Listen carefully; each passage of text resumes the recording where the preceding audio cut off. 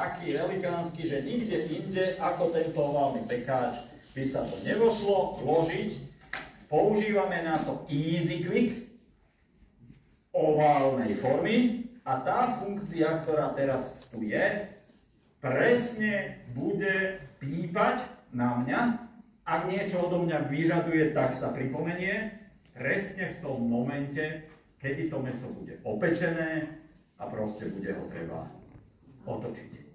Za mňa totálne dokonalé, že mi povie, kedy vložiť mäso, správna teplota, žiadne, že vykuciam z prsta, či tá panvica už je správne nahriatá a ešte aj presne mi povie, kedy to mäso treba otočiť. Čo je v tej roláde si povieme, ale medzičasom už na mňa pípa s touto istou funkciou aj druhá nádoba. Nahriaté na mäso, dobre, potrebujem už ho dať dnu. A ideme robiť recept, ktorý, neviem, či pozerali všetci, ešte v októbri išla von na našom YouTube kanáli taká videopozvánka na naše dni otvorených dverí. A ideme urobiť recept, ktorý, ja som to hodil ešte na Facebook, kto to videl na mojej stránke 3 dní dozadu, že práve toto je recept, ktorému bez srandy som sa tento rok 4 mesiace venoval, hral sa s tým, ako to doladiť do pre mňa ideálnej podoby na bravčové líčka. Prvý moment, nahriatie prázdnej nádoby, následne tam krátko orestovať celé kusy, chceme ich priznať bravčových líčok, popridávať, čo to tam je, si povieme. Celkom zaujímavé suroviny.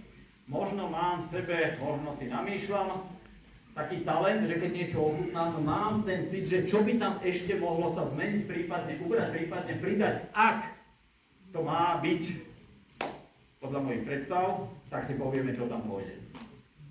Robí sa, to budeme, ak to tak nazvem, párovať, ešte to nedám variť, s zemiakovo-paštrnákovým pyré. Opäť použijeme Easy Quick, ale čo je tu na druhom poschodí? Vajíčka v silikónových formičkách, ktoré, mám to odskúšané, doma keď to budete robiť, my to budeme robiť, vysvetlím prečo trošku dlhšie. Necháte po tým Easy Quicku len presne 4 minúty. A to vajíčko v tom silikónnom košičku bude mať tú konzistenciu, naservírujete pyré, dáte na to bravčové líčka a navrch dáte toto vajíčko z toho košička. Po 4 minútach je v stave takom, že bielko drží svoj tvar, pekne naservírujete a vy prvým zakrojením a krásne sa vám ešte žltko roztečie. My to tu budeme robiť 7 minút. 7 minút kvôli tomu, aby sme vedeli aj to vajíčko naporcovať a dať ochutnať viacerým, lebo to v tej konzistencii 4 minútovej je veľmi nevhodné na delenie na viac časti.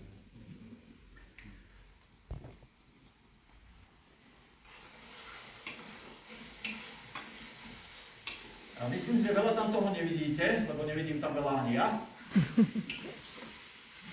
Ale netreba s tým restovaním sa nutne veľa hrať. Zdôrazním jednu vec, aby nestratila sa v preklade, v kontexte. Ani kvapka oleja. Vyhli sme sa zvyšovaniu kalorickej hodnoty, žiadne osmážanie cibule. Cibula tam pôjde. Vyhli sme sa prepaľovaniu oleja už pri osmážaní cibule. Práve idem na tú cibulu, že keď je už mäso takto orestované, zatiahnuté, tu mám cibulu a zle sa to robí na obruse, preto idem sem na pevnú podložku a cirka 5 sekúnd. A cibula súčasne aj s cesnakom, nebojím sa povedať, že dokonale nasekaná. Máme aj skvelé nože, kľudne si ich môžete vyskúšať, dokonca akcia je na tie nože. Ale aj tak by som s nožom 2 cibule a 4 cesnaky takto rýchle rozsekané proste nedá sa. Prvá petržlen a zelen. A teraz veci, ktoré by ste relatívne čakali. Dobrý, dajte si záležať kvalitný paradajkový pretlak. V tomto prípade volím taliansky, lebo predsa len tým paradajkám v Taliansku sa darí trošku lepšie než na Slovensku. Asi by ste čakali, že sladká červená paprika. Ďakujeme Jankovi Mihálovi priamo z Vojvodiny, odkiaľ je ešte lepšia než maďarská. Jasné, že a čakali by ste, že tam pôjde soľ. A teraz už veci, ktoré možno prekvapia. Sušené slivky. Jedno jablko. Pôjde tam po chvíľke, pripomeň mi to, ak by som zabudol, stáva sa mi to vetrička rozmarínu, ale keď som sa s tým hral, toto musím ukázať, to má svoj príbeh. Je jasné, že prvé človeka, čo do toho napadne, červené víno. A pár pokusov, ešte tam neboli slivky, ešte tam nebolo jablko, fajn, ale stále tam niečo chýba. A nevedel som čo. Boli sme s manželkou a s jednými priateľmi pozrieť na jar tohto roku na Devínskom hrade. Ak ste dlhšie neboli, chodte pozrieť, môžem doporučiť. Veľa popracovali na tom, že viac toho vidieť, nové veci sú vykopané. A keď sme odtiaľ odchádzali, tak rovno pri tej ceste, kto to poznáte, keď ide dole kopcom, po pravej strane stánok Devínsky rýbezla. A verte, to bol presne ten pocit. V tom momente, ako som zbadal ten stánok, tak som vedel odpoveď, že čo mi na tom recepte na bravčové líčka chýba. Že nie je normálne víno, stále nieslo v sebe takú trpkosť hrozná, ale je bezlách. A to je presne to. A toto je len taká malá kuchárska rada. Nadávkujte ho v dvoch fázach. Najprv fakt, že trochu.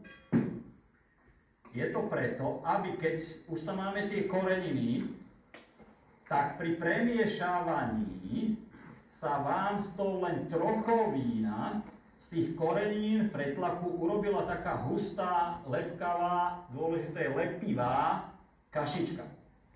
Aby vám oblepila každý jeden kúsok mesa mrkvy. Presne tak, ako to tu mám pocit, že aj cez kameru veľmi dobre vidieť. Nezabudol som. Tam ma naháňa meso, ale tohto sa rýchle zbavím. A teraz, alebo poďme sa. Len otočím meso. Aj keď bolo celý čas zakryté, trochu tomu pomáha Easy Quick. A meso otáčam takto o 1/4. A proste dáme opäť ďalšiu stranu.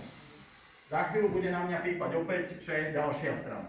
No ale tu som chcel niečo ukázať. Všimli ste si, tu som si spravil jamu. A do nej nalejem, prosím, fakt je veľmi presné dodržať, má tam byť dokopy 150 ml vína, ani o mililiter viac, ani o mililiter menej. Nie, 150.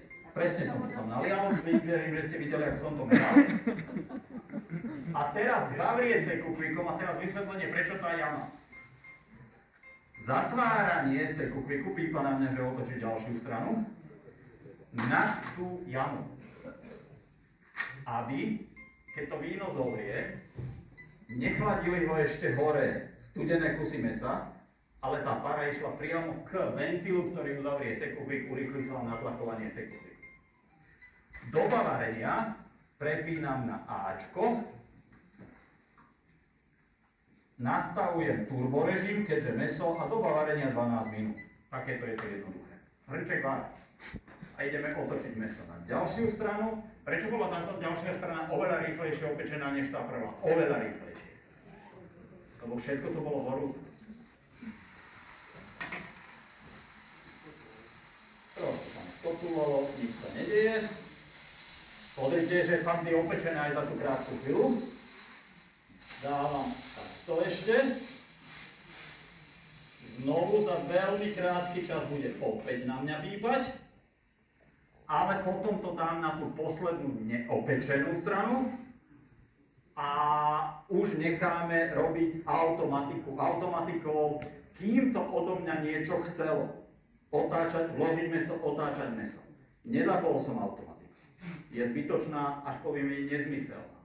v momente, ako náhle už to bude môcť byť bez môjho mechanického zásahu vložiť, otočiť, čo nastane teraz? Prepneme na automatiku a necháme ho robiť svoju prácu. Stále zdôrazním, že zatiaľ žiadna šťava pustená a teraz otáčam na tú poslednú neopečenú stranu.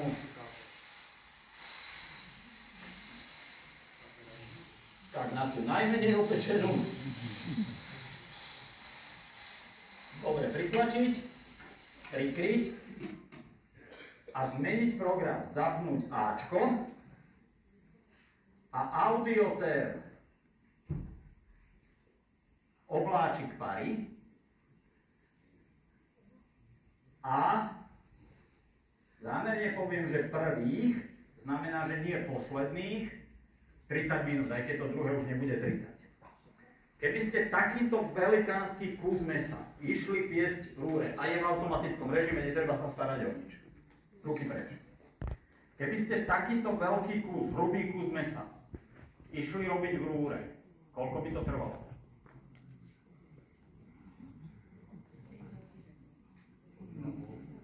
Nemyslím si, že hodina a pol by stačila. Zhodneme sa, že k 3 hodinám takýto veľký hrubý kus mesa. My to budeme robiť 30 plus následne 15 minút navyše. 3 hodiny versus 45 minút. Téma úspora energie. Kto ma už pozná nejaké tie roky a